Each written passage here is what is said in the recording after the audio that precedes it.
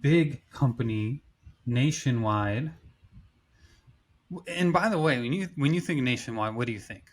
On your side. Exactly. And so they have a jingle, and jingles are worth their value in diamonds. I mean, Yeah, man. jingles are so catchy. My goodness. Like um what I mean, do you have a jingle in your business? Yeah, we don't, but we work with some home service companies, plumbers, marketers, and some of them do have jingles, and we'll link them up with companies to do jingles. One of the most effective ones is we work with a couple of plumbing and HVAC companies, and what they do is when you're on hold, we're here in Texas. Most people are into country music, so instead of having your standard hold music or your standard hold music that has somebody talking over the music, talking about how great the company is, they have a country song. And it's, I'm not huge in the country, but this is well done. This guy has a guitar, it's acoustic, and he's singing about his plumbing problem and him being on hold. And the whole hook is, I'm on hold. And you just start listening to it, man. I'm not a big country. I like old country, and this has an old country vibe. And it's just, it's brilliant. Absolutely brilliant. Side note, you said you like old country. That's the second point of me calling you an old man now because you only like the old style country. You're definitely that guy shaking his fist on his lawn, telling the kids to Yes. get off. That's what it sounds like. I just looked up the biggest insurance companies in the country, and they have a lot of them have jingles. I mean, think about. Let's see if you can. I'm just going to name companies and see if you know what they are. All right. Liberty Mutual. Liberty, liberty, liberty. Yeah. It's right. It stays with you forever. Okay, this one's a little bit tougher. Farmers Insurance. Oh, it's bum bum bum bum or something like that. Like, Exactly. Well, you got yeah, it. You got the second part. We are farmers.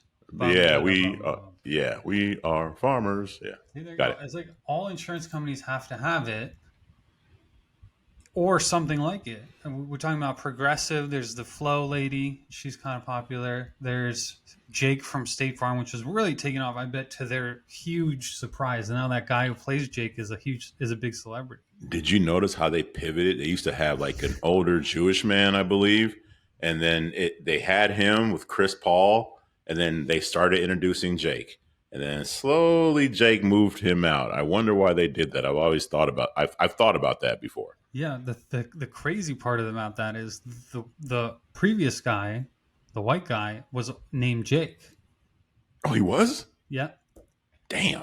because I think I remember the original commercial, which was brilliant. It was so funny. It was such a funny commercial when it was the husband on the phone at night downstairs, whispering into the phone. It's like, "Can you do that for me?" Where they would imply that he's talking to like some phone sex number. Yeah, yeah. I The remember that was wife a great comes. one. The But that wife I think comes that down. was the first Jake though. I think that was the black Jake that we see now. I think that was him, bro. No, no, no. YouTube it, Um, YouTube it. Let's see. Prove it, Dimitri. I'm, Original I'm pretty sure, bro. It was that Jake black from dude, State Farm Jake. commercial. Now, in my mind, it flashes. Yep, it's not the black guy. It's the white guy. It was not What? that long ago. Yeah, it's like no, it's just Jake from State Farm. And, let's see if I can share. No, I don't know if we're allowed to do this like That's good. legally That's and all stuff. good. So I'm just gonna yeah, Jake from State Farm flashes. I don't think he's a Jewish man. I'm not exactly sure. He's kind of like maybe like a white Hispanic or something. Yeah, I'm wrong in all kinds of ways. But he's like, so the wife says, "So what are you wearing, Jake from State Farm?" It's so good. He's like, khakis." That was a Yeah. brilliant So commercial. so they changed, even though he was already Jake. They bring in the new. I don't know. What do you think? Why did they? What's up with that? It's a marketing move. Obviously, I mean, it's something they saw in their data that made them move to this younger black guy, right? Like, it had to be something in the data that they have all this access to because all these people signed up. and they just went with this cat for that reason. I don't. It's not a, it wasn't a throw the spaghetti against the wall type move. There had to be something around it. It had to do something with their data. Yeah. Here's what I think, because if they had the data in advance, they would have already used him. I don't think that I don't think they thought this commercial would hit quite the way it did, and I don't think they thought Jake would be the star of the show, really, because he just Mm. had the one line, just says khakis. Jake became the star of the show and morphed into something more than they thought, and then they put in the cool younger black guy. And like we talked about on the gambling episode, like that seems to be a trend where in the MGM commercial and the other betting apps, they did have Kevin Hart and Jamie Foxx and so on. Bro, it's funny to me when I see a black lead in any kind of like marketing campaign. For us, historically, when I was doing stuff, it would be like a a female brunette would crush it because she's not as threatening, right? She seems more attainable to the man, not as threatening to the woman, not as threatening to the man or the woman, right? So smiling, pretty brunette used to crush it. Back in the day when I first got into this, let me throw a black man's face on my campaign. Dead, dead. So it's just cool. It's unique and interesting to me to see how times have changed with marketing campaigns. Yeah, and the culture is changing. The reception to certain people are changing, and that is interesting. And it's funny. I have a script. I just paused that State Farm ad, and then the last part. I forgot this part. I forgot about because the wife says, after he says khakis, the wife says, "She sounds hideous." Yeah. Well, he's a guy, so anyway, Yeah. great commercial. Yeah. Really great commercial. That was only 20. Oh, actually, it looks like it was a long time ago. Looks like it was uploaded in 2011. Huh. Okay, back to the story. We talked about the jingles. By the way, the jingles I think are more powerful than the catchphrases. I thought about this before, and here's a personal story. And I don't know why this is, and maybe this is why I became a marketer ultimately. I never thought, if someone asked me what I want to be when I grew up, never thought I'd be a marketer or anything like that. But in middle school, I had this folder. It's a green folder, and I think I still have it at my parents' house. But I would write the catchphrases of every single commercial that I could remember off the top of my head while I was in class. So it'd be just like farmers, dun dun dun, whatever. It'd be Folgers, and now I can't remember it. But when I was a kid, like I could remember every single commercials. Folgers, the best part of waking up. Hmm. Folgers in your cup.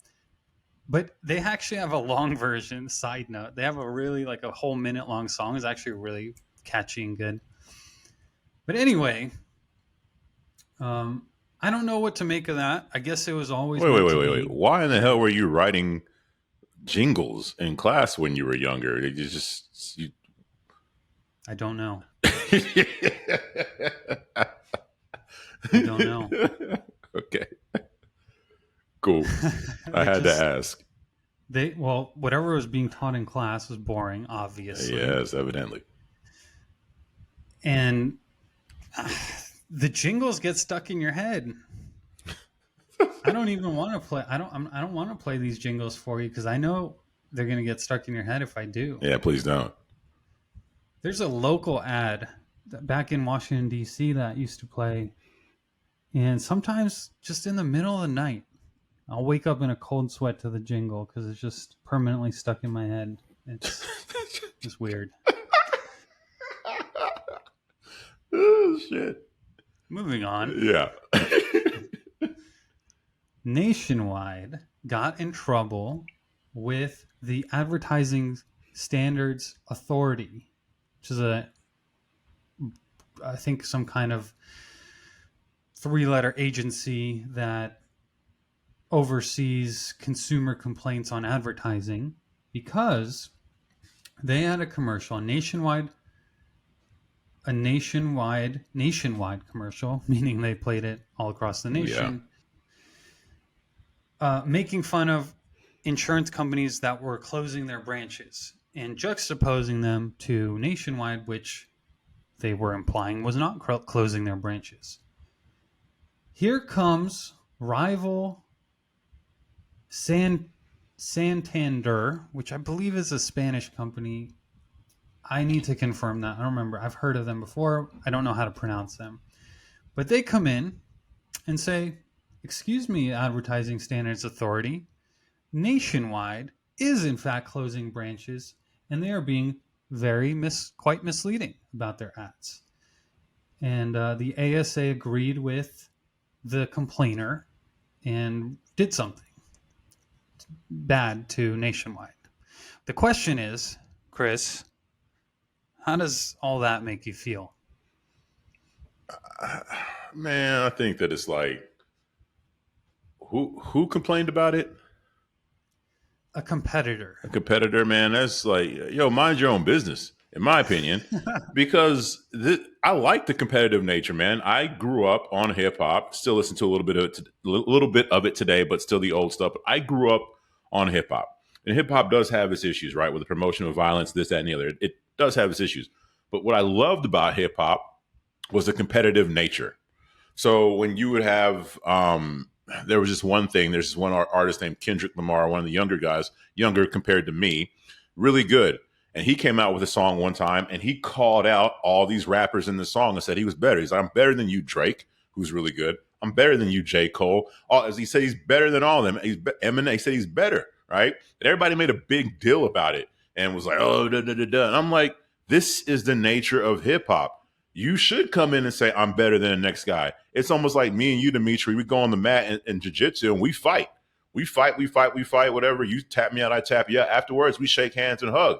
It is the nature of the sport to compete. It is the nature of hip hop to compete. You should be talking trash to each other.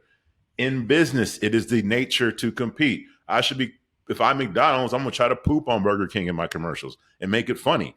It's competition, man. This is the spirit of it. So now you have somebody on the sideline saying, "Oh, it's competition." Like, I don't like that. I like the spirit of competition. Even if they were closing down branches, guess what? They called that other person out first. They were first to the move. Good job on you, Nationwide. What are your thoughts, brother? I disagree. I disagree with you. But not in the exact way that you might think. I agree with competition very much so, and free markets and all that. I think part of the rules of this game are that you can complain to the ASA. You can go to the principal and say this kid was lying, or I don't think there is any problem with companies talking about other companies in their ads and talking about how much better they are. And I think there are some fun examples of that. I'm going to pull those up during our next segment or during this segment. But there's some ads. There's some really interesting ones where companies fight over billboards, which I've seen. I want to talk to you about that one. But here again, like the competition is fair game. So Nationwide is claiming that they've closed the smallest proportion of branches relative to their competitors. That's their case of saying that they're not closing branches. The competitor is saying it doesn't matter. You're still closing branches. And you're making it seem like you're not closing branches. So I think competition good. This is all fair game from everybody's perspective. Nationwide, if you want to go out and do that, I don't like that. It's kind of a questionable way of doing it. Like, don't say then we're not closing, or don't imply that you're not closing branches. Say we're closing the fewest branches. I know that's not as good copy. And you know what? Turned out that this ad was in the top 10% of effectiveness based on somebody's survey. Okay.